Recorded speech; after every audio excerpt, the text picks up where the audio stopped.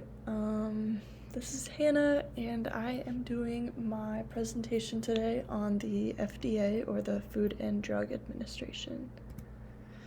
So, to start off, the purpose of the FDA, there are a lot of them, and I honestly pulled these from kind of directly off their website because I didn't really know how else to word these, but the FDA is responsible for protecting the public health by ensuring the safety, efficacy, and security of human and veterinary drugs, biological products, and medical devices.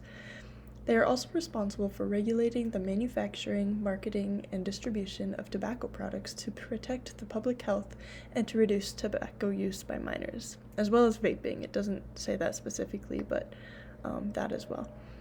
Lastly, the FDA plays a huge role in the nation's counterterrorism capability by ensuring the security of the food supply and by fostering development of medical products to respond to deliberate and naturally emerging public health threats. So kind of a lot, but I mean, this was part of their statement, so I felt it was appropriate to put exactly what their statement said down instead of paraphrasing.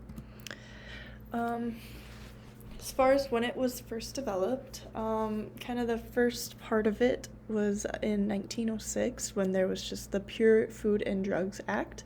This is when they prohibited interstate commerce in adulterated and misbranded food and drugs. So obviously in the early 1900s, when the United States wasn't as developed yet, the ability to falsely advertise foods and drugs became a problem, and so then they felt that they needed to place an act to kind of make people aware of some of the misleading information that was being presented on some of the products, and then also eliminating those as well.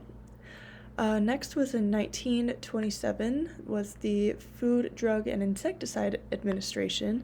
Was first developed, so it kind of just tacked on the insecticide part from the last act. So obviously insecticides kind of include like any pesticides or Roundup or like anything that is you think of like mouse poisoning or like things that kill weeds or all kinds of things there, just kind of added on to that. And then just about 11 years later, the Food, Drug, and Cosmetic Act was actually signed by President Roosevelt. The cosmetic portion we'll talk about a little bit later, but essentially just making sure that brands that were obviously like cosmetics were healthy, and yeah, like I said, we'll talk about that a little later. And then also in 1968, the animal drug amendments were introduced, in just making sure that animal drugs were also healthy and safe for them as well. As far as the annual budget, as of this year, the entire FDA program has $8.4 billion to budget, which is insane to think about. They propose that $1.63 billion in funding over the next 5 years will be set aside for pandemic preparedness, which hopefully we won't need that, but I guess it's good to be prepared in case there is another round of COVID or some other type of pandemic. As far as raising and spending their money, the FDA receives money from two different sources: the annual appropriation and then user fees, which are paid by the regulated industry, such as drug manufacturers. As far as spending, they do a lot of promotion, as well as paying employees and researchers to remove products that are potentially dangerous or unhealthy. So they strengthen medical product safety and availability by taking medications off the shelf that have been proven or suspected of not being safe. Oversight of tobacco products, making sure they are within a limit that isn't too toxic. I wonder how they exactly determine what is safe and what isn't, as we all know that tobacco is harmful, so I wonder how they figure out like what is too much harm done to a body. Funding for development of opioid overdose reversal. We all know about like Narcan. It is recently an over-the-counter drug, no longer prescription required, which is good. So then people can carry that. First responders, or really just anybody can carry it in case they come across someone with an opioid overdose. They're also looking to spend their money like on research for ALS and other disease treatment development, and then also food safety and nutrition capacity, so labeling and oversight, kind of like I was talking about earlier in 1906 or 1908.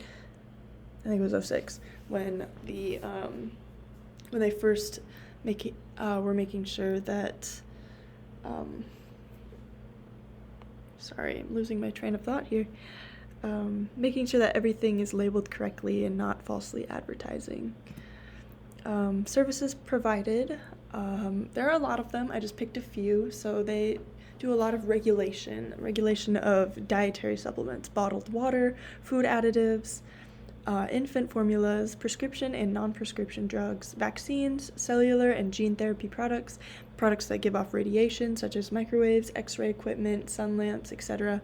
Cosmetics, as I said I would talk about, like nail polish, perfume, skin moisturizers and cleaners, color additives, all making sure that they're not toxic to the body, and if they are, making sure that there is a proper label that warns people of it. And then those are just a few, but there are a lot of other things that the FDA regulates. They serve a lot of different groups, as I kind of mentioned earlier. People that use medical devices or drugs, like pharmaceuticals, so pharmacists and those who take the drugs.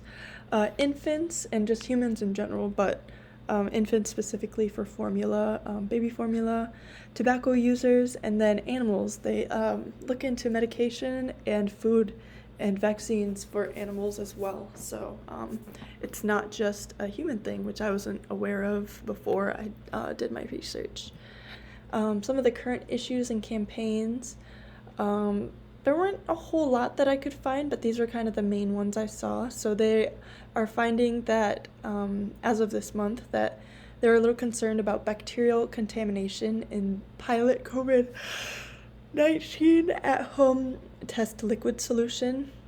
And so they're encouraging that we throw those at-home tests out specifically because they can make people sick.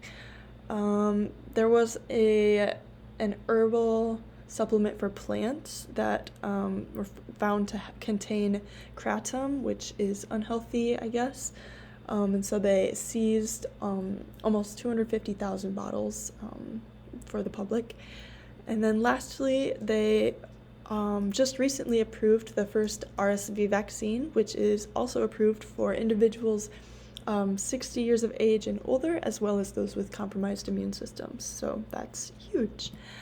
Throughout this project, I learned that the FDA does much more than overseeing just food and medication, which in the name, it's Food and Drug Administration, but they do a lot more than that. In doing so, they help work to develop vaccines. They also don't just help humans, but they look into animal care and foods as well. Another thing I didn't put on here was I didn't realize how much funding was required for the FDA. I didn't know it was going to be billions. I mean, it makes sense, but again, like billions of dollars is a lot of money. It's kind of hard to comprehend, but anyways, thank you for listening, and then this is the website I used. So have a good day.